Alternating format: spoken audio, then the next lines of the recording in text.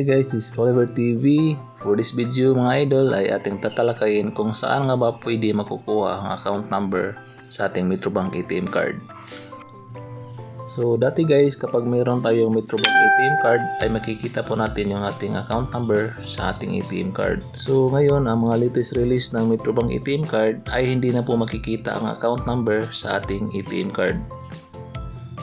So dati rin mga idol ay pwede rin makikita ang account number kapag tayo ay nagbabalance inquiry sa Metrobank ATM machine.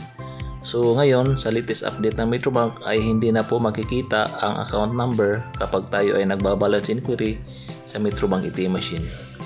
So ngayon ang kailangan natin gawin ay pumunta sa pinakamalapit na Metrobank branch para mag-inquire tungkol sa ating ATM account number. Magdala lang ng valid ID as proof of identification.